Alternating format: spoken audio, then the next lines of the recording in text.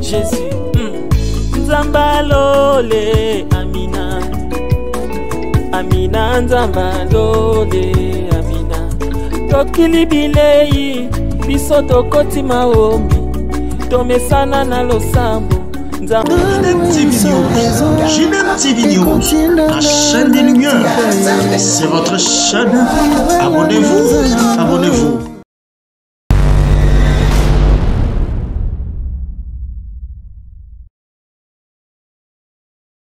Bonjour, bonsoir, ça dépend du lieu où vous nous suivez, mesdames, messieurs.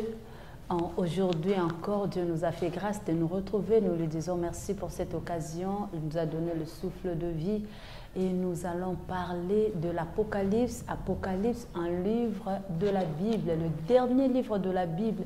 Et je ne suis pas seule, comme d'habitude, il y a à ma gauche le pasteur Grégoire Mbaya. Il est le pasteur de l'église adventiste. C'est avec lui que nous allons exploiter ces thèmes. Sans plus tarder, nous lui passons la parole en lui disant bonjour pasteur et bienvenue. Bonjour Tantine et merci beaucoup. Et comment vous allez pasteur? Oui, par la grâce de Dieu, nous nous portons bien. Okay. Merci. Pasteur, aujourd'hui nous allons parler de l'Apocalypse. Un livre mystérieux, un livre qui semble être mis à part. Est-ce que vous pouvez d'abord nous expliquer c'est quoi l'Apocalypse?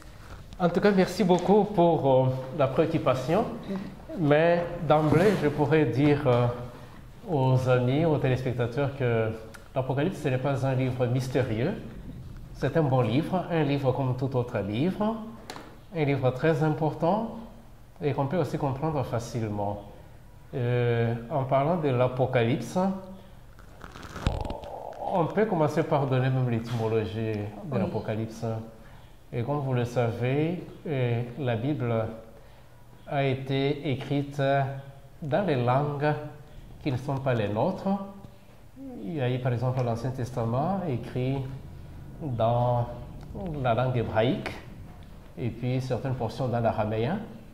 Et nous avons le Nouveau Testament qui a été écrit dans la langue grecque. Et l'Apocalypse vient du terme apocalypsis. C'est un terme grec, apocalypsis, qui veut tout simplement dire la manifestation en gloire de Christ. Donc quand il va revenir, quand il va venir pour la seconde fois, son apparition la glorieuse, ça s'appelle apocalypsis ou l'Apocalypse. Donc ce n'est pas mystérieux, ce n'est pas compliqué. Donc vous voyez quand Christ était en train de partir, d'après la promesse donnée dans l'Évangile selon Jean, le chapitre 14, versets 1 à 3, où il est écrit que votre cœur ne se trouble point, croyez en Dieu et croyez en moi. Il y a plusieurs demeures dans la maison de mon Père, et si cela n'était pas, je vous l'aurais dit. Je m'en vais vous préparer une place, et lorsque je m'en serai allé et que je vous aurai préparé des places, je reviendrai et je vous prendrai avec moi, afin que là où je suis, vous y soyez aussi. Donc cette promesse-là, quand elle va se réaliser, le jour où elle va se réaliser, ça va s'appeler l'Apocalypse. Donc quand Jésus va rentrer dans toute sa gloire sur les lieux des cieux, ça s'appelle l'Apocalypse. Et ça, c'est pas mystérieux, c'est une bonne chose. Et vous voyez, quand on parle de l'Apocalypse comme ça, et dans la Bible, ce n'est pas seulement le dernier livre de la Bible, comme vous l'avez dit là. Et l'Apocalypse, c'est plus que la révélation de Jean là. Alors, quand on parle de l'Apocalypse, vous voyez, dans la Bible, il y a la littérature prophétique. D'abord, il y a les écrits, tous ces écrits de la Bible, les 66 livres là, qui se trouvent dans le canon. Et il y a des différents genres littéraires. Vous avez par exemple des récits, par exemple, les 5 premiers livres là, c'est la narration, c'est un style. Mais vous avez aussi des poèmes, des poésies, par exemple les psaumes, ainsi de suite. Là, ce sont des poésies d'après le genre littéraire. Mais vous avez aussi des prophéties. Vous voyez, il y a une autre catégorie de ces saintes écritures qualifiées de prophéties. Alors, la littérature prophétique, là, on voit par exemple les 4 grands prophètes, on voit les 12 petits prophètes. Tout ça, ça fait partie de la littérature prophétique. Mais quand nous entrons dans la littérature prophétique elle-même, nous allons trouver aussi qu'il y a lieu de distinguer. On peut regrouper ça en deux. Il y a des prophéties d'une façon générale Mais il y a une portion de ces prophéties-là qui, en plus d'exhorter, en plus de reprocher, ainsi de suite, ces prophéties-là sont annonciatrices de l'avenir. Et en annonçant l'avenir, elles parlent aussi de la fin du monde ou du temps de la fin, avec cette fin-là qui se termine par la manifestation en gloire de Christ. Maintenant, ce groupe de prophéties, dans la prophétie, ce groupe de prophéties-là qui annonce l'avenir en se terminant par l'apparition glorieuse de Christ sur les lieux des cieux, ça s'appelle les prophéties apocalyptiques. Donc, ce sont les apocalypses. Donc, dans la Bible, en dehors de l'apocalypse de Jean, il y a aussi d'autres livres apocalyptiques, mais ils ne sont pas nombreux. Par exemple, dans l'Ancien Testament, nous avons juste 3 livres essentiellement apocalyptiques. Nous avons par exemple le livre d'Ézéchiel, nous avons le livre de Zacharie et nous avons le livre de Daniel. Là, ce sont les apocalypses, ce sont les livres apocalyptiques. Mais quand vous prenez Daniel et Apocalypse, c'est la même chose. Daniel, nous pouvons dire que c'est Apocalypse tome 1, et puis l'Apocalypse de Jean, c'est l'Apocalypse tome 2. Pasteur Grégoire, qu'est-ce qui vous fait dire que Apocalypse et Daniel sont le même livre? Oui, c'est par rapport au contenu. Comme on a dit là, ces prophéties parlent du temps de la fin et se terminent par la manifestation en gloire de Christ. Et Daniel, ce sont des prédictions, et Apocalypse, c'est cet accomplissement-là. Dans Daniel, le message est scellé, et surtout les dernières visions sont scellées parce que Dieu lui-même, en donnant ces visions-là à Daniel, il lui a dit garde scellé jusqu'au temps de la fin. Mais maintenant, c'est au temps de la fin que ce qui était scellé en Daniel est maintenant dévoilé en Apocalypse. Là, vous parlez de 7 sceaux comment? Non, beaucoup de choses. Ah, okay. Par exemple, quand vous prenez Daniel 8, verset 14, l'ange qui apparaît à Daniel lui dit 2300 soirs et matins, puis le sanctuaire sera purifié. Et au terme de cette vision-là, Dieu dit à Daniel de garder scellé. Même Daniel n'a pas compris ce que ça voulait dire. Garder scellé, et au temps de la fin, les gens le liront et comprendront.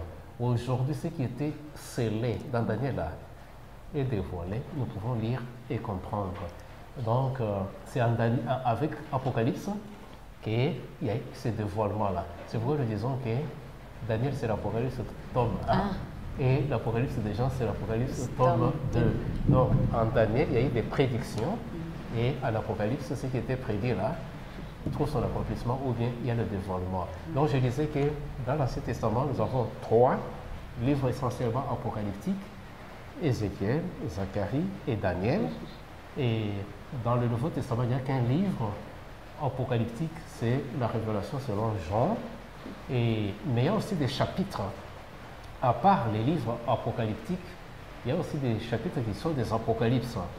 Vous voyez? C'est-à-dire il y a des chapitres de certains livres du Nouveau Testament qui nous présentent la fin du temps et puis l'apparition glorieuse de Jésus. C'est par exemple dans l'Évangile selon Matthieu, le chapitre 24, du début à la fin, ça c'est de l'Apocalypse. Tout le 24e chapitre de Matthieu. On vous présente les signes de la fin, les signes annonciateurs du retour de Christ, et après, à la fin de cette liste-là, vous voyez Christ apparaître sur les lieux des cieux dans sa gloire. Dans l'Évangile selon Marc, vous avez aussi le chapitre 13. Ça, c'est de l'Apocalypse. Là-bas, on a listé les signes du temps de la fin, qui annoncent la fin du monde. Et à la fin de cette liste-là, cette énumération-là, vous voyez Christ apparaître sur les nuées des cieux dans toute sa gloire. Vous avez Luc, le chapitre 21. Ça, c'est de l'Apocalypse. Tout le chapitre 21e de Luc, on vous présente la liste des signes de la fin du monde. Et à la fin de cette liste-là, on vous présente Christ revenir dans toute sa gloire. Donc là, ce sont des chapitres qui sont aussi des apocalypses ou bien qui sont apocalyptiques, mais vous avez aussi l'épître de Paul aux Thessaloniciens. La deuxième épître de Paul aux Thessaloniciens, c'est ce qu'on appelle l'Apocalypse de Paul, hein, ou l'Apocalypse paulinienne. Là aussi, on nous parle du temps de la fin et du retour de Christ en gloire. Voilà un peu brièvement ce que c'est que l'Apocalypse. Pasteur, je vous ai bien suivi. Est-ce que vous insinuez que l'Apocalypse, c'est la fin du monde? Est-ce l'Apocalypse, c'est la fin du monde? Comment? Bon, j'aimerais d'abord qu'on lise un passage clé par rapport à cette définition-là de l'Apocalypse. Nous sommes dans Apocalypse, le chapitre 1er, le verset 7. On dit, « Voici, il vient avec les nuées, et tout œil le verra, et ceux qui l'ont percé, et toutes les tribus de la terre se lamenteront à cause de lui. » Oui, Amen. Ça, c'est le passage clé, le passage même qui définit ce que c'est que l'Apocalypse. Voici, il vient avec les nuées, tout œil le verra. Cette manifestation, c'est ça l'Apocalypse. Alors, l'Apocalypse ne parle pas que du temps de la fin. Non. Vous voyez, l'Apocalypse, parmi ses spécialités, c'est un livre très important dans ce sens que quand vous le lisez, vous vous rendrez compte que c'est la répétition de l'Ancien Testament. Or, l'Ancien Testament ne parle pas de la fin du monde. C'est la répétition de l'Ancien Testament. Plus de 3/4 du contenu de l'Apocalypse, c'est la répétition de l'Ancien Testament. Et l'Apocalypse de Jean est le seul livre du Nouveau Testament qui a cité presque tous les livres de l'Ancien Testament. Ah bon? Vous voyez ça? Alors, c'est pour répondre à votre question, pour dire que ce n'est pas uniquement de la fin du monde. On parle un peu de tout, on parle même de l'histoire, on parle du présent et on parle du futur dans l'Apocalypse, mais le point focal, c'est l'apparition en gloire de Christ qu'on appelle théologiquement la parousie. Et la parousie veut dire quoi? Cette manifestation en gloire-là de Jésus. C'est ça la parousie. Pour l'enlèvement ou... Ce sera la parousie, c'est ça l'enlèvement de l'Église ou... Effectivement, quand il vient là, c'est pour enlever l'Église. C'est ce qu'on appelle la parousie. Donc l'apparition de Christ. Ok. L'apparition en gloire de Christ. C'est ce que nous appelons l'Apocalypse là. C'est ça. Pasteur, une autre question. Pourquoi ce livre d'Apocalypse n'est pas vraiment exploité par des prédicateurs? Bon, il y a de raisons. C'est parce qu'il y a trop de symbolisme, trop d'imagerie dans l'Apocalypse. Quand vous lisez ce livre-là, il y a beaucoup de symboles. Et si on ne maîtrise pas ces symboles-là, l'interprétation devient compliquée. Et vous allez voir par exemple que, je donne un titre d'exemple, on utilise les chiffres. Et les chiffres-là ne sont pas à expliquer littéralement, mais symboliquement. Quand on parle, par exemple, du chiffre 7, pas dans la Bible, mais dans les prophéties apocalyptiques. Par exemple, dans Apocalypse, ce n'est pas à saisir, à comprendre que, quantitativement, 1, 2, 3, 4, 5, 6, 7, non. Si vous comprenez comme ça, vous êtes totalement à côté. Le message est détérioré. Ce qu'on donne, c'est la fausseté, ce n'est pas la vérité. Si on explique les chiffres dans l'Apocalypse de façon littérale, pas seulement les chiffres, même les contenus, si on prend ça littéralement, on est à côté. Alors comment on doit l'exploiter? Compte tenu de tout ça, ça devient difficile. Vous pouvez commencer, mais arriver au milieu, vous vous compliquez, c'est la confusion. Or, l'Apocalypse est clair, est simple, vous pouvez l'exploiter du début à la fin sans problème. Parlons d'abord de nombres ou de chiffres. Quand on dit, par exemple, 7, 7 églises, 7 tonnerres, 7 trompettes, 7 sceaux, 7, beaucoup de 7 là. Ce n'est pas 1, 2, 3, 4, 5, 6, 7, non. Là, on est à côté. Mais Quand la on parle de Bible- cette église, Oui. prenons par exemple cette église. On a Éphèse, tout ça. Smyrne, Philadelphie. Ça fait ainsi de 7, suite. non? Mais dis à combien d'églises? Maintenant, oui, dis à combien d'églises entre nous? Une seule. Une seule église. Mais en Apocalypse, on nous présente cette église. Comment Dieu s'est contredit.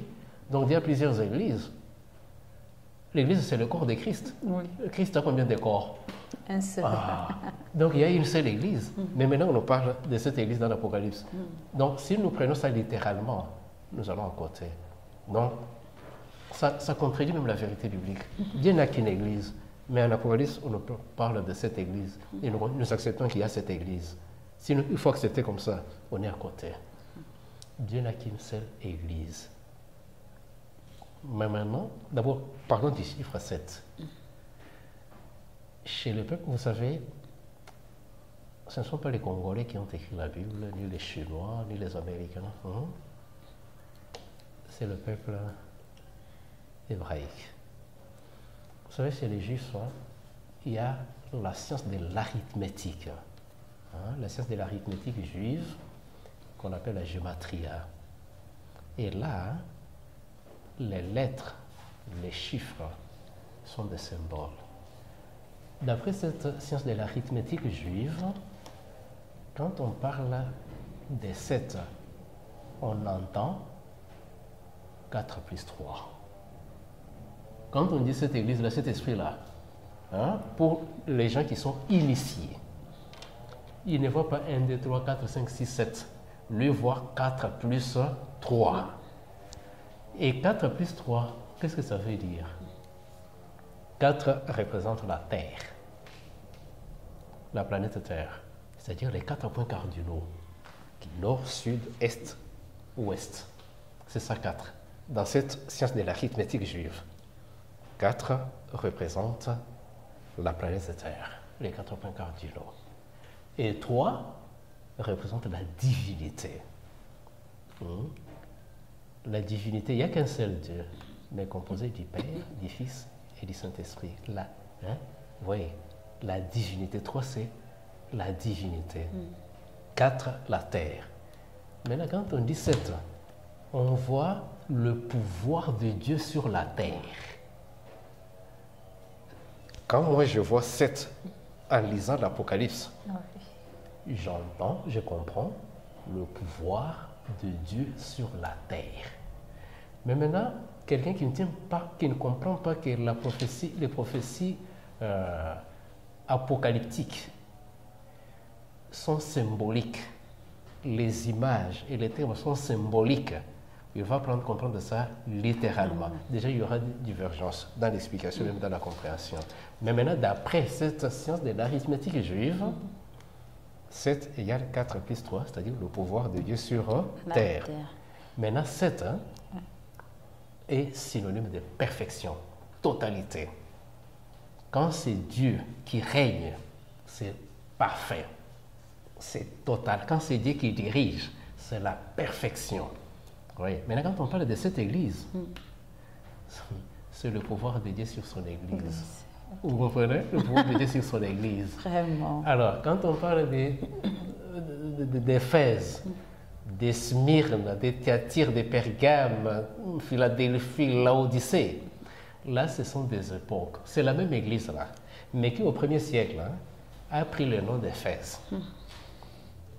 Au 2e siècle, a pris le nom de Smyrne. Pendant le Moyen-Âge, ça a pris le nom par exemple de Pergame. Et ainsi de suite. Et au temps de la fin, toujours la même église là, le propriétaire colle un nom sur son église là, à cette époque, au temps de la fin, Laodicée. Mais c'est toujours la même église là, mais qui change de nom. Pourquoi ces changements?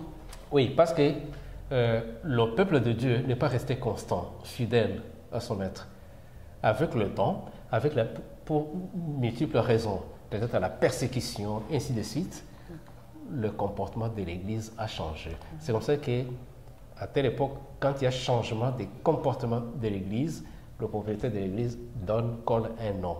Alors tous ces noms-là, en Asie mineure, ce sont les noms de villes ou de cités qui existaient dans l'Asie mineure, mais dont les caractéristiques ressemblaient au comportement du peuple de Dieu au cours du temps. Maintenant, parce que Dieu, dans sa préscience, il voit la marche de son Église. Il dit, au 1er siècle, l'Église sera fidèle, irréprochable, sans tache. Il regarde les villes qui régnaient à l'époque, qui existaient à l'époque dans l'Asie mineure. Il voit les caractéristiques de son Église au 1er siècle, à l'époque des apôtres. Il trouve que cette Église, avec les comportements de la ville d'Éphèse, ça va de pair. Il prend le nom d'Éphèse, il colle à son Église au 1er siècle. Et après le 1er siècle, après la disparition de tous les apôtres, maintenant la persécution a commencé. Dieu voit cela. Il dit non, non, au second siècle, mon Église prendra le nom de Smyrne.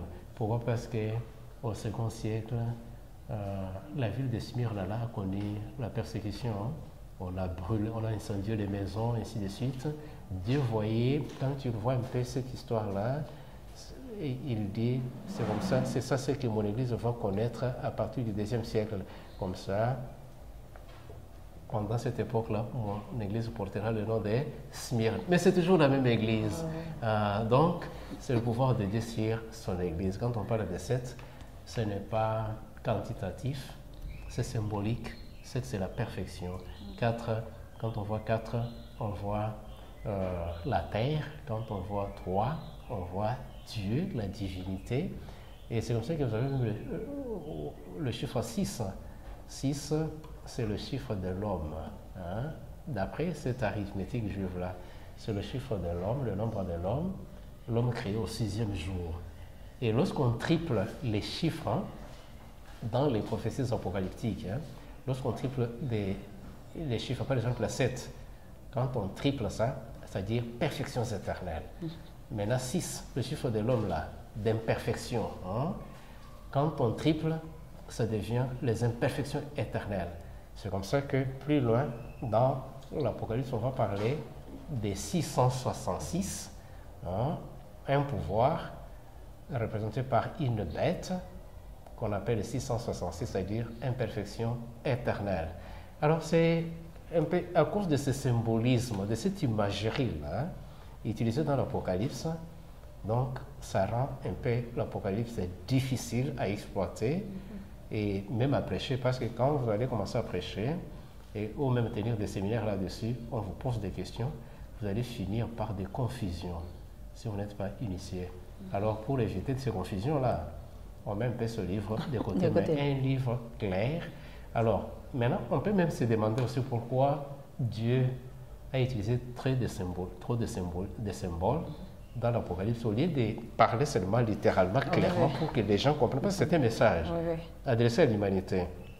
Mais pourquoi voiler ça? Il faut laisser ça clair. Pourquoi utiliser trop de symboles? Par exemple, vous allez voir, on vous présente une femme qui se tient sur la lune, enveloppée du soleil, avec une couronne de 12 étoiles. Vous voyez un peu ça? Qu'est-ce que ça veut dire? On vous présente une autre femme là, vêtue en écarlate, avec beaucoup de pierres précieuses. On vous présente le dragon, avec cette tête, avec la queue qui emporte un tiers d'étoile. C'est pas à comprendre littéralement, c'est toujours symbolique cette image. Et on parle beaucoup des femmes, de la femme dans l'Apocalypse. Et femme là, ce n'est pas un être au féminin. Ça veut tout simplement dire l'église. Ça peut être une église pure, ça peut être une église apostate, selon le contexte. Donc, beaucoup de symbolisme. Mais pourquoi est-ce que Dieu a utilisé trop de symboles dans l'Apocalypse? Il y a 4 raisons à l'usage de ces symboles. La première raison, c'est pour faciliter la mémorisation. Vous voyez, ce sont des choses célestes que Dieu présente aux humains qui n'ont jamais été au ciel. Mais maintenant, pour qu'ils comprennent les réalités célestes, c'est difficile. C'est pourquoi Dieu utilise un peu des symboles pour faciliter la mémorisation du message, parce que c'est un message important. Ça, c'est la première raison pour laquelle Dieu a utilisé les symboles dans l'Apocalypse. Il y a une deuxième raison pour laquelle Dieu utilise les symboles, trop d'imagerie. Donc, c'est comme un matériel didactique. Vous voyez, une méthode audiovisuelle.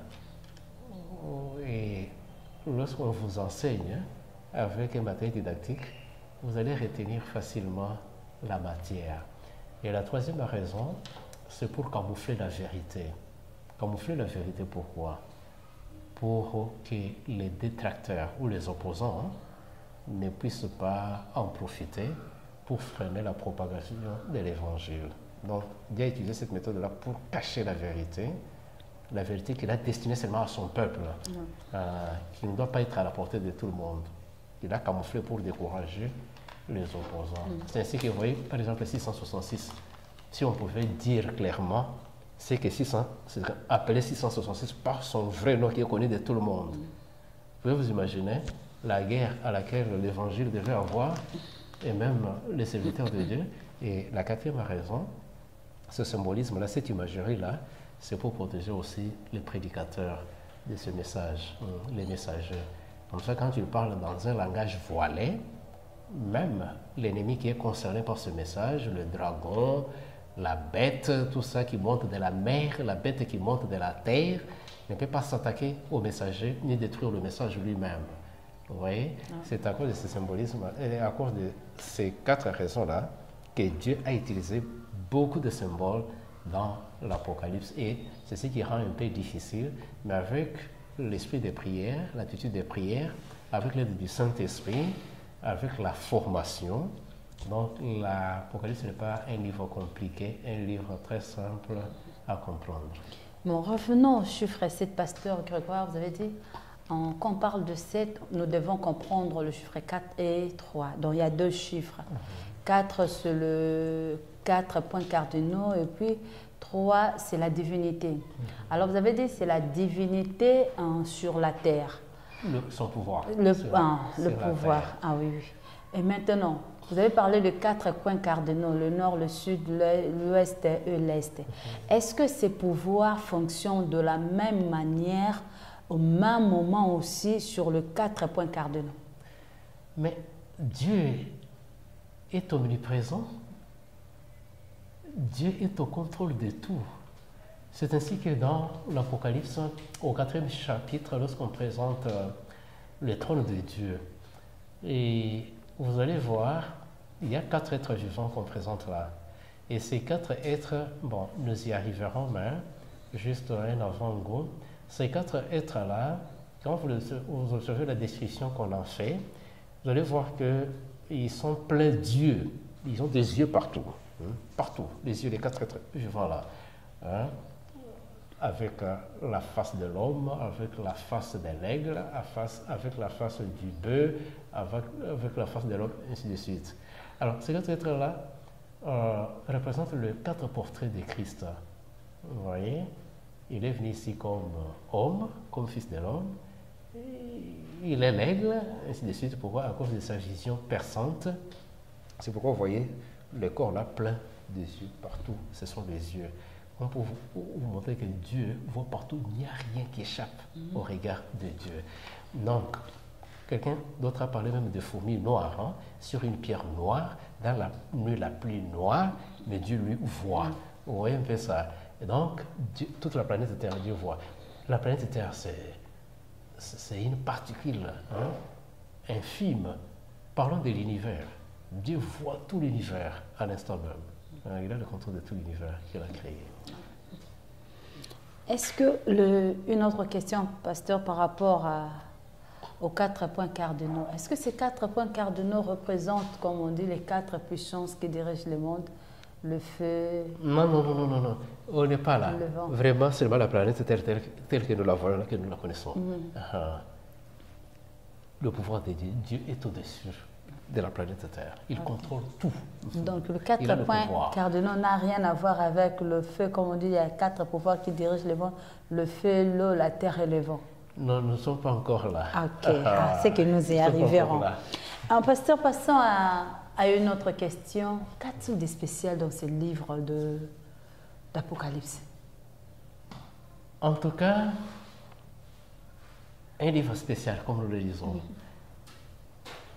D'entrée là, on a démontré que dans l'Apocalypse et dans le Nouveau Testament, c'est l'unique livre qui cite presque tous les livres de l'Ancien Testament. Et nous avons dit que l'Apocalypse, c'est la répétition de l'Ancien Testament. Ce qui fait que quand vous étudiez bien ce livre, vous allez maîtriser tout l'Ancien Testament avec l'Apocalypse. Seulement avec l'Apocalypse. Quand vous avez maîtrisé l'Apocalypse, vous avez maîtrisé tout l'Ancien Testament. Les 39 livres. Vous les avez maîtrisés. Et c'est pourquoi, pour comprendre aussi l'Apocalypse, il faut comprendre l'Ancien Testament. Pourquoi? Parce qu'on va vous parler de Jézabel en Apocalypse. Et Jézabel, là, maintenant, c'est symbolique. Mais il faut rentrer d'abord dans l'Ancien Testament. Qui était Jézabel? Quels étaient les actes de Jézabel? En Apocalypse, on vous parle de Babylone la Grande. Mais avant de comprendre la Babylone la Grande, rentrez d'abord, comprenez d'abord la Babylone de Nebuchadnezzar, en Daniel qui est présenté là-bas, ou en Ésaïe, ainsi de suite. Vous lisez là-bas et vous allez maintenant comprendre l'Apocalypse. Vous voyez, il y a beaucoup de citations en Apocalypse qui sont tirées de l'Ancien Testament. Vous voyez un peu la spécialité de l'Apocalypse par rapport aux autres livres même du Nouveau Testament. Le seul livre qui a cité presque tout l'Ancien Testament. Il n'y a pas un autre livre pareil dans le Nouveau Testament. C'est déjà une spécialité.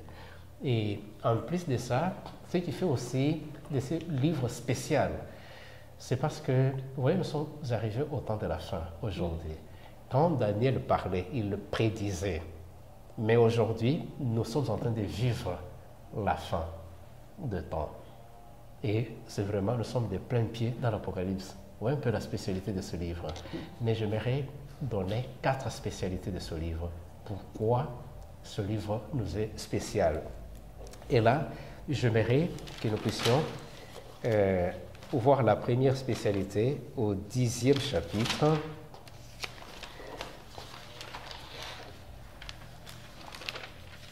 Au chapitre 10. Dans ce livre, nous trouvons l'origine de l'Église du reste. C'est dans le livre d'Apocalypse. Et qu'est-ce que j'entends par l'Église du reste? C'était ça, c'est ma question. Voilà. Vous voyez, Dieu, d'abord dans le jardin d'Éden, Dieu avait une Église. C'est là même que l'Église a commencé. Et cette Église-là n'avait que des membres. Il n'y avait pas beaucoup de membres, hein? Il n'y avait que des membres. Et là-bas? Adam et Ève, un homme et une femme. Ça, c'est la première Église. Et cette Église n'avait qu'un pasteur. Et c'est le Créateur lui-même. Il les a appelés à l'existence. Il les a unis. Le mariage. Le premier mariage, c'est Dieu lui-même qui a béni. Il a institué le mariage, il a béni lui-même. Et ça, c'était son Église. Des membres avec un pasteur, Dieu lui-même. Une Église fidèle. Et finalement, qui va désobéir. Et il y a eu tout ce qu'on a connu. Les membres se sont multipliés, désobéissant, tout ça. On est arrivé même jusqu'au déluge. Et Dieu a cherché un autre. Avant même le déluge, il a cherché un autre pasteur là, qui était Noé. Hein? Bon, il était là le messager, ainsi de suite. Finalement, il a dit, il faut détruire cette église. Et c'est comme ça qu'il va détruire le monde. Et il va seulement sauver la famille de l'autre. Qu'est-ce que je dis? De Noé. Et Noé était comme le passé. Vous voyez, maintenant l'église est réduite, hein? Elle est petite là. Après le déluge, et ça se multiplie aussi. Et le mal aussi s'est amplifié. Et Dieu a voulu quand même mettre son église à part. C'est pour ça qu'il va appeler Abraham. Il prend Abraham qui doit quitter Our, où il était là. Il doit quitter ses ancêtres pour aller là où Dieu va l'envoyer. Et à travers Abraham, nous envoyons maintenant Israël, Jacob. Et Jacob qui va nous donner maintenant le peuple d'Israël. C'est toujours le peuple de Dieu mis à part par Dieu et qui finira même par être rejeté. Mais parlons d'abord de l'Église chrétienne. Nous sommes avec Jésus. Il a commencé son Église, ce que nous pouvons appeler l'Église primitive. Et l'Église qui est en train de grandir. Et les apôtres ont dirigé cette église. Après eux, on a connu tout ce qu'on a connu. Mais quand l'église était entre les mains des apôtres, elle était pure, sans tache. Une église fidèle. Mais avec le temps, avec la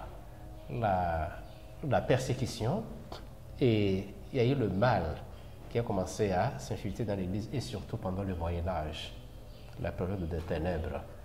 Il y a des traditions humaines qui sont entrées dans l'église, et l'église s'est apostasiée même. Et ne soyons pas surpris lorsque, vous voyez même à l'époque, dans l'Ancien Testament, lorsque Élie se réclamait être seul, vrai adorateur, lorsque le Seigneur va lui rappeler, non, non, il y a encore 7000. Et les 7000 a constitué un reste. C'est-à-dire tout est pourri, mais au moins, Dieu se toujours un reste. Même aujourd'hui, on peut dire non, non, l'église est apostasie. Non, ne vous en faites pas. Il y a toujours un reste. Donc, au temps de la fin ici, Dieu a son reste. Malgré la prolifération de l'église, mais Dieu a son reste, qui est, je dirais, peut-être invisible. Dieu a son reste. Ceux qui sont encore fidèles à la loi et au témoignage, ils sont encore là. Maintenant, ce reste-là de Dieu a son origine dans la Bible. Le reste qui n'a pas bronché, qui ne s'est pas apostasié, qui est resté vraiment attaché à son maître, à son créateur. L'origine, c'est dans la Bible, mais où? Dans l'Apocalypse. Et l'Apocalypse, où précisément? Au 10e chapitre de l'Apocalypse. Donc quand vous prenez le 10e chapitre de l'Apocalypse, c'est là on voit l'origine, la genèse du reste. Voilà. L'église qui Dieu a créée là, a engendré, qui au cours des temps s'est apostasié, tombé, se relevé, ainsi de suite, Dieu pardonne, ainsi. Mais au temps de la fin, il y a un reste. Et si vous voulez en savoir plus, c'est le chapitre 10. À partir du verset 1er jusqu'au verset 11, on parle de l'église du reste, de ses origines. Et vous savez que nous sommes arrivés au temps de la fin. Et au temps de la fin, c'est Laodicée. Ça correspond avec le nom de Laodicée. La tiédère, là, ni chaud, ni froid. Voilà. Mais maintenant, dans toute cette pluralité d'églises, on peut identifier le reste et qui a reçu une mission. J'aimerais juste, pour l'économie de temps, prendre les derniers versets. Commençons même à partir du verset 8. Et la voix que j'avais entendue du ciel me parla de nouveau et dit, va, prends le petit livre ouvert dans la main de l'ange qui se tient debout sur la mer et sur la terre. Et j'allai vers l'ange en lui disant de me donner le petit livre. Et il me dit, prends-le et avale-le. Il sera amer à tes entrailles, mais dans ta bouche, il sera doux comme du miel. J'ai pris le petit livre de la main de l'ange et je l'avalai. Il fut dans ma bouche doux comme du miel. Mais quand je l'ai avalé, mes entrailles furent remplies d'amertume. Puis on me dit, il faut que tu prophétises de nouveau sur beaucoup de peuples, des nations, des langues et de rois. Vous comprenez? Ça, c'est l'expérience de l'Église qu'on peut appeler l'Église du reste. Mais maintenant, dans la chrétienté, il faut voir quel est ce peuple-là, quelle est cette Église-là qui répond à ces critères. On dit le petit livre ouvert. Maintenant, il faut interroger la Bible. Est-ce qu'il y a quelque part dans la Bible où on a parlé d'un livre fermé ou scellé? Et facilement, dans l'introduction là, on était en train de dire que Apocalypse c'était tome 2 et que Daniel était tome 1. Et dans Daniel, on a dit qu'il y a eu des prédictions, mais qui vont se réaliser dans l'Apocalypse. Certaines visions de Daniel étaient scellées. Par exemple, la vision de 2300 soirs et matins et la purification du sanctuaire. Daniel lui-même n'avait pas compris.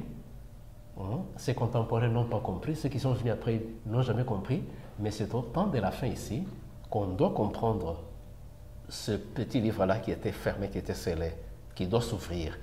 Mais maintenant, quand Jean de Patmos se mettant sur scène en ce temps de la fin, projeté dans ce temps de la fin que nous vivons aujourd'hui, parce que lui n'est plus. Il a laissé le message. Mais dans la vision, il était en train de voir ce qui va se faire dans le temps de la fin.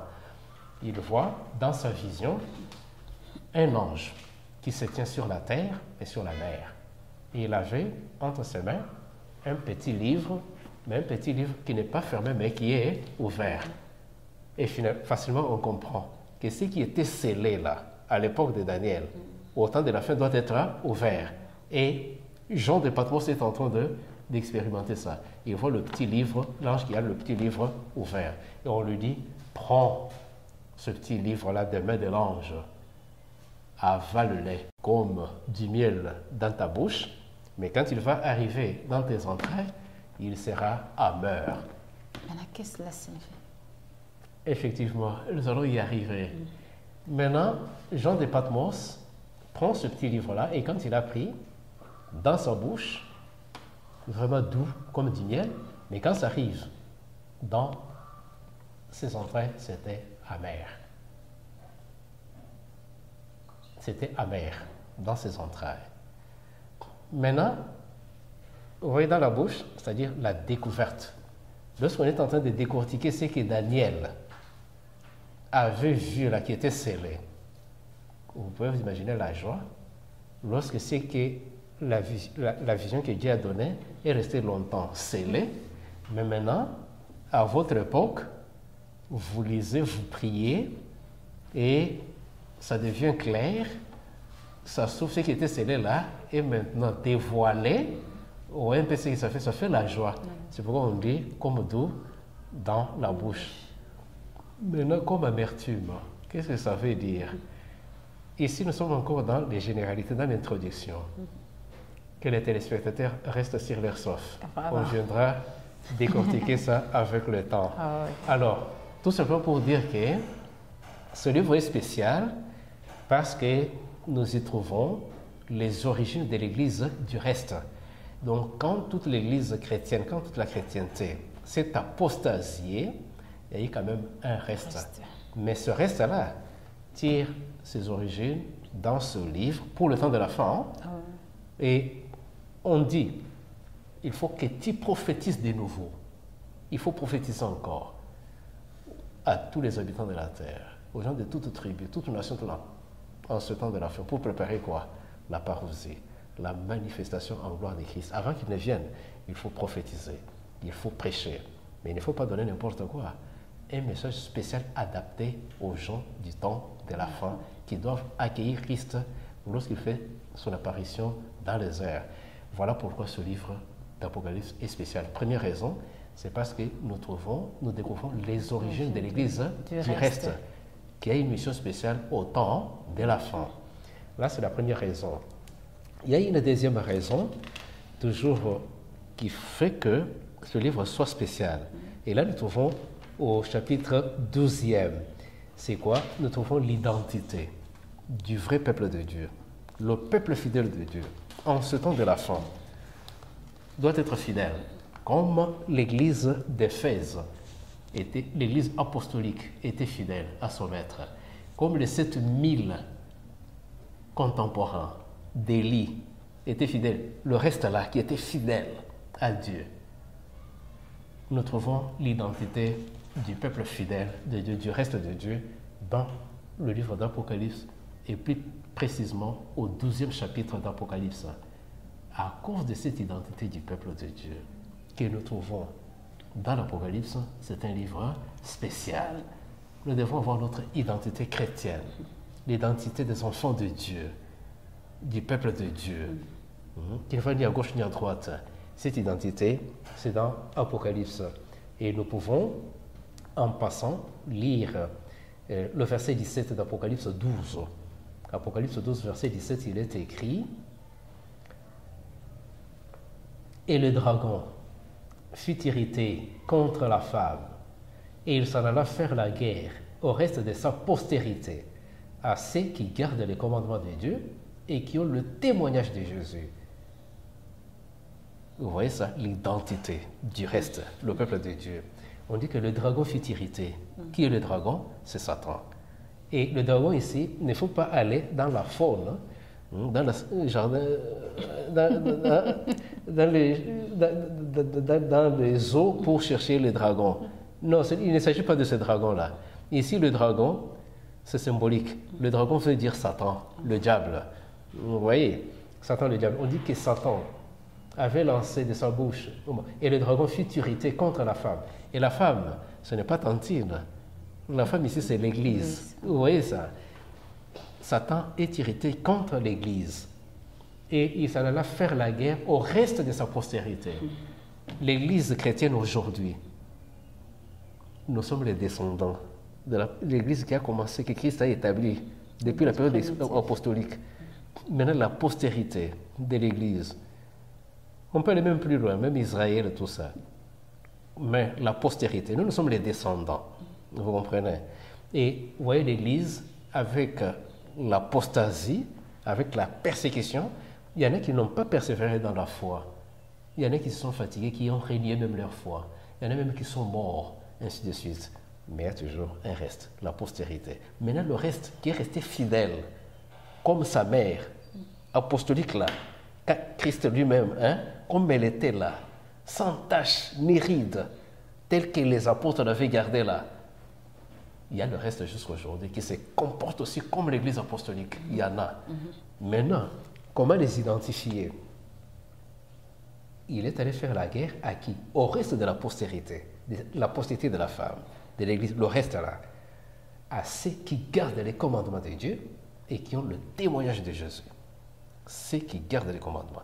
Donc, au temps de la fin, s'il y a un peuple qui est obéissant, qui est loyal au Créateur, et qui a le témoignage de Jésus, ça c'est le peuple du reste. Ça c'est le peuple fidèle. Donc tout chrétien qui est obéissant envers le Créateur, tout chrétien qui est loyal envers son Dieu, à la loi et au témoignage, et qui a le témoignage de Jésus. Et on peut se demander, mais c'est quoi le témoignage de Jésus? Et quand on va en Apocalypse chapitre 19, verset 10, on nous dit que... Courant derrière le temps. Effectivement.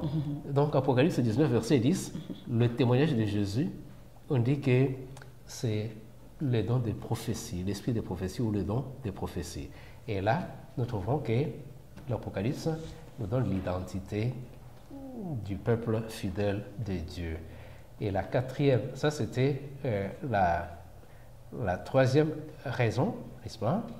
Et puis la raison suivante qui fait que ce soit un livre spécial, c'est le message qui doit être prêché au temps de la fin. Nous sommes au temps de la fin. Il y a un message qui doit être prêché au temps de la fin. Et ce message-là, nous le trouvons en Apocalypse. Ce n'est pas partout là dans l'Apocalypse qu'on trouve le message qui doit être prêché au monde entier. Nous sommes au 14e chapitre d'Apocalypse, le verset 6 jusqu'à 12. C'est là où nous trouvons le message qui doit être prêché en ce temps de la fin, adressé à l'humanité. C'est pourquoi le livre de Daniel est spécial. Et nous pouvons lire ce message qui doit être prêché au monde entier aujourd'hui.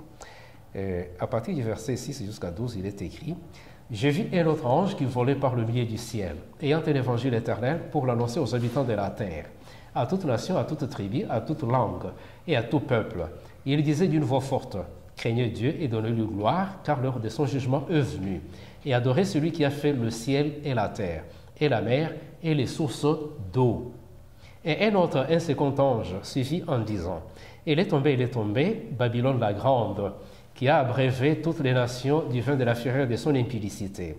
Et un troisième ange les suivit en disant d'une voix forte: si quelqu'un adore la bête et son image, et reçoit une marque sur son front ou sur sa main, il boira lui aussi du vin de la fureur de Dieu, versé sans mélange dans la coupe de sa colère. Et il sera tourmenté dans le feu et le soufre devant les saints anges et devant l'agneau. Et la fumée de leur tourment monte au siècle des siècles, et ils n'ont de repos ni jour ni nuit, ceux qui adorent la bête et son image, et quiconque reçoit la marque de son nom. C'est ici la persévérance des saints qui gardent les commandements de Dieu et la foi de Jésus. Voilà le message qui doit être prêché au monde entier en ce temps de la fin, contenu dans l'Apocalypse. Et c'est ce qui fait la spécialité. Donc le message du temps de la fin, ce n'est pas le message de prospérité, quand bien même derrière cette vérité-là, il y a aussi la prospérité. Ce ne sont pas des miracles. Quand bien même la prédication de ce message du temps de la fin entraîne aussi les miracles, celui qui croit à la vérité, qui accepte Christ comme Seigneur et Sauveur, certainement il va expérimenter des miracles. Il y a des signes qui accompagnent la prédication de ce message. Donc c'est ça le message du temps de la fin que l'on trouve dans l'Apocalypse et ce qui fait la spécialité de ce livre. En commençant par exemple par le message du premier ange, il dit il avait l'évangile éternel. Et l'évangile éternel, ce n'est pas différent de l'évangile qu'Abraham a prêché, que Moïse a prêché. C'est le même évangile. Mais en Apocalypse, à chaque époque, Dieu donne toujours le même évangile là, mais avec une emphase particulière par rapport à l'époque. Mais maintenant que nous sommes arrivés à la fin du monde, au temps de la fin, et c'est le couronnement, la fin de notre histoire, il y a aussi une emphase particulière avec cet évangile-là. Et cette emphase, c'est quoi? Qui insiste sur le jugement. On dit aux habitants de la terre, toute nation, toute tribu, toute langue, tout peuple, ce message lui est adressé. On dit, craignez Dieu, donnez-lui gloire, car l'heure de son jugement est venue. Mais, à l'époque des gens là, le jugement n'avait pas encore commencé. C'est au temps de la fin, aujourd'hui. Alors que nous entendons Christ revenir, sa venue doit être précédée par le jugement. Et en passant, nous y reviendrons dans les détails avec les émissions suivantes. Ce jugement a commencé depuis 1844, conformément aux prophéties bibliques, et ça ira jusqu'à la fin du temps des grâces. Le jugement est venu, c'est pourquoi on dit est venu, on ne dit pas le jugement viendra. Le jugement est venu, c'est maintenant que le jugement est en cours. Christ est en train de juger maintenant le monde. Voilà pourquoi nous disons que c'est un livre spécial. Le jugement doit être prêché aux habitants de la terre. Et enfin, la dernière raison pour laquelle ce livre est spécial, c'est parce que dans ce livre, nous trouvons l'espoir, notre espérance, la bienheureuse espérance. Nous sommes au chapitre 21, les 4 premiers versets. Nous trouvons notre espoir, notre bienheureuse espérance. Voilà pourquoi ce livre nous est spécial. Même si nous avons les M23 qui nous dérangent à l'est là-bas, qui nous troublent, mais nous avons l'espoir. Nous savons que Dieu est là. Il dira un dernier mot. Et ces ennemis-là, on ne les verra plus. Hein? Vous voyez ça? Nous avons la bienheureuse espérance. Et quand Jésus va revenir faire son apparition là, voilà par exemple cette espérance.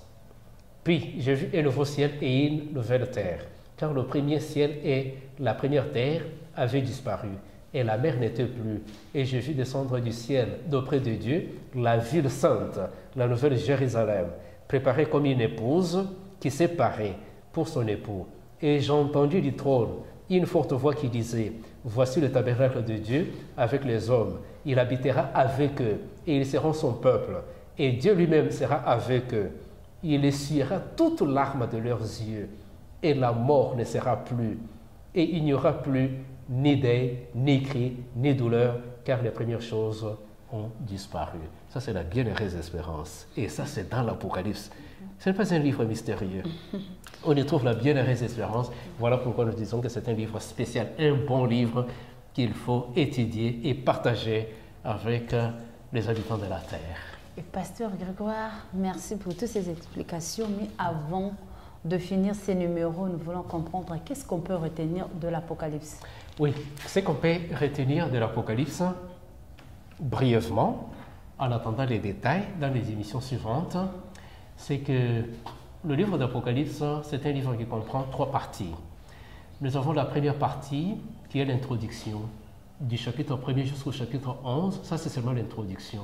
Et là, qu'est-ce que nous y trouvons? Nous trouvons les 7 églises, nous trouvons les 7 sceaux et nous trouvons les 7 trompettes. Ça, c'est la première partie, très simple. Quand vous avez l'Apocalypse, 3 parties, c'est comme une maison avec un salon et des chambres, donc 3 pièces. Et la première pièce, nous l'appelons introduction, du chapitre 1er au chapitre 11. Et dans l'introduction, qu'est-ce que nous trouvons? Nous trouvons les 7 églises, les 7 sceaux et les 7 trompettes. Nous y reviendrons dans les détails. Il y a la partie centrale, la deuxième partie. Et la deuxième partie qu'on appelle partie centrale, là c'est du chapitre 12 jusqu'au chapitre 14. là, on parle des 3 monstres. On présente les 3 monstres dans la partie centrale de l'Apocalypse. Et quels sont ces 3 monstres? Vous avez le dragon au chapitre 12, qui attend que la femme puisse mettre au monde, et cette bête, ce dragon, va dévorer l'enfant. Ça, c'est le premier monstre. Nous le verrons, nous l'identifierons. Et il y a la bête qui monte de la mer, au chapitre 13. Et il y a la bête qui monte de la terre. Et tout ça, c'est symbolique. Il faut décortiquer ça, découvrir. Qu'est-ce que ça veut dire? Et après avoir démontré ces 3 monstres, intervient maintenant le message du chapitre 14 pour alerter le monde afin de mettre fin au grand conflit. Ça, c'est la partie centrale. Et à part la partie centrale, nous avons aussi la conclusion de l'Apocalypse. Et lorsqu'on parle de la conclusion, là, c'est à partir du chapitre 15 jusqu'au dernier chapitre, le dernier chapitre d'Apocalypse, le chapitre 22. Donc là, vous avez la conclusion. Et dans la conclusion, qu'est-ce qu'on nous présente là-bas? Dans la conclusion, nous avons la fin du temps des grâces. C'est ce qu'on nous présente là-bas. Après la liste là, entre Christ avec les 3 monstres, avec la prédication de l'évangile éternel au chapitre 14. Maintenant, nous avons ce qu'on appelle la fin du temps des grâces. Christ enlève sa robe sacerdotale. Il dit ça n'est fait. Et lorsqu'il prononce cette parole-là, là nous sommes déjà dans la conclusion de l'Apocalypse. Et là, vous allez après la fin du temps des grâces, où nous avons des événements très importants. Il y en a 2. Vous avez par exemple les 7 fléaux qui doivent s'abattre sur les méchants. On en parle au chapitre 15 et au chapitre 16. Et nous avons aussi le jugement de Babylone. Dès que le temps des grâces prend fin, il y a le jugement de Babylone. Nous reviendrons dans... Ça, c'est seulement des généralités. Nous viendrons dans les détails. Et le jugement de Babylone, c'est le chapitre 17 et le chapitre 18. Nous sommes toujours dans la conclusion. À part la fin du temps des grâces, nous avons maintenant le retour en gloire de Jésus. Ça, c'est l'objet du chapitre 19. Tout le chapitre 19e de l'Apocalypse ne parle que du retour de Christ en gloire. Et il revient comme le roi des rois et le seigneur des seigneurs. Et nous avons aussi le jugement universel au chapitre 20. Intervient maintenant le jugement universel. Et enfin, nous terminons avec la nouvelle terre qui va descendre du ciel sur la terre. Et là, nous allons revivre Éden. La Bible commence en Genèse avec le jardin d'Éden. L'Apocalypse se termine aussi avec le paradis restauré. Donc, tout ce qui était gâché là, abîmé par l'ennemi, par les monstres là, le dragon, la bête qui monte de la mer, la bête qui monte de la terre, dans l'ère des ordres là, maintenant le roi des rois va les juger, va les condamner, il va les anéantir, il va restaurer toutes choses. Nous revenons, notre planète devient encore dans sa beauté édénique là, nous y habitons. Tous ceux qui sont morts ressuscitent, plus de pleurs, plus de maladies, plus de séparation, et nous vivrons là-bas d'éternité en éternité avec notre Dieu. Voilà un peu ce que nous pouvons retenir de l'Apocalypse d'une façon générale. Merci beaucoup, Pasteur Grégoire, pour tous ces éclairages. C'est déjà à la fin, mais vous pouvez encore reprendre le micro pour un mot de la fin et donner vos coordonnées. Ok, le mot de la fin, c'est saluer nos téléspectateurs et vous remercier d'avoir pris ce temps pour que nous puissions partager ensemble avec vous et vous demander de rester toujours attachés aux Saintes Écritures. Pourquoi? Parce que bientôt Christ va revenir, il va faire son apparition sur le nuée des cieux. Il faut lui demeurer fidèle, l'accepter comme Seigneur et Sauveur personnel. Comme ça, ce jour-là, quand il va revenir, nous serons enlevés pour aller vivre au ciel pendant 1000 ans et après 1000 ans, redescendre avec la nouvelle Jérusalem, nous retrouver avec tous nos bien-aimés que la mort nous a arrachés précipitamment, vivre sans nous séparer d'eux, sans tomber malade, sans vieillir. Et mes contacts sur les 081. S'il vous plaît, pasteur. Oui. Plus 243. Ok, plus 243, 81, 51, 84, 723, je répète, plus 243, 81, 51, 424 723. Que Dieu vous bénisse tous. Merci, Pasteur Grégoire. JDM tient à vous remercier, malgré vos préoccupations, vos nombreuses préoccupations, mais vous nous avez accordé quand même du temps pour parler de l'Apocalypse. Bien que c'est le tout premier numéro, mais on reviendra avec d'autres numéros, avec de plus amples détails. Chers abonnés, vous avez compris, c'est déjà la fin, mais on ne sépare pas comme ça, comme d'habitude. Je remercie le couple Didier Judith Maudit et Papa Gilbert. Je remercie ma famille, Massamba, Jolie, Lydie Mabila, Eric Mabila, Bengrace, Nathan Prodige Mabila. Je remercie Maman Astrid Mbaya.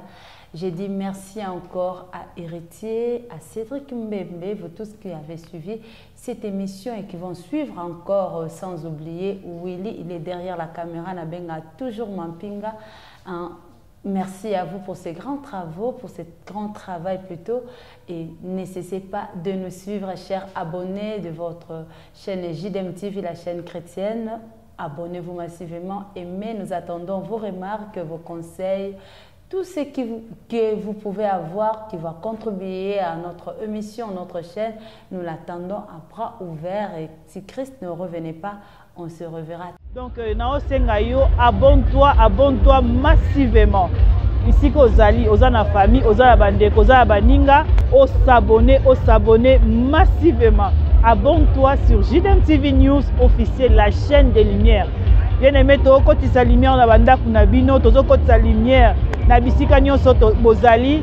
Bien aimé, sango malamu ezote ya na JDM TV News, ba programme mususu ya malamu pe ya kafu ezoya na 2024. Yango to osenga banda ko s'abonner po ozanga programme ya JDM TV. Et si ko ozali tika nzambe na lola apambola.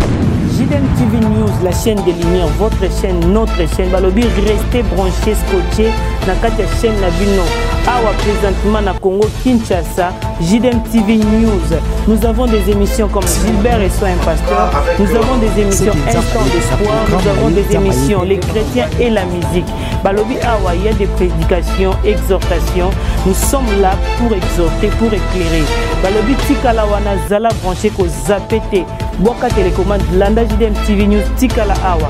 Yebisan de Kwaza Pembe Nayo à s'abonner. Yom to s'abonner te. Abonne-toi massivement et nous sommes la chaîne chrétienne, la chaîne des lumières. Restez là, abonnez-vous massivement et vous ne serez pas déçus. Francine Chala sur JDM TV News officiel. Fidèles téléspectateurs de JDM TV News, abonnez-vous massivement sur votre chaîne et vous ne serez jamais déçus. Car la Bible dit, le ténèbre ne régneront pas toujours sur la lumière. Et JDM TV, c'est un canal pour apporter de la lumière et pour l'édification du corps du Christ. Donc abonnez-vous massivement, appelle ton voisin, ta voisine et abonne-toi car ici il y a de meilleures choses à venir. Et bien sûr nous recevons pour vous des pasteurs, des serviteurs de Dieu et nous recevons aussi de chantres. Et dans JDM TV News, vous avez de la lumière sur toute l'actualité chrétienne. Restez scotchés, restez branchés sur votre chaîne, mais surtout, ne manquez pas d'inviter vos amis et à s'abonner sur JDM TV News, la chaîne de la lumière. JDM TV News, la chaîne des lumières. C'est votre chaîne. Abonnez-vous, abonnez-vous.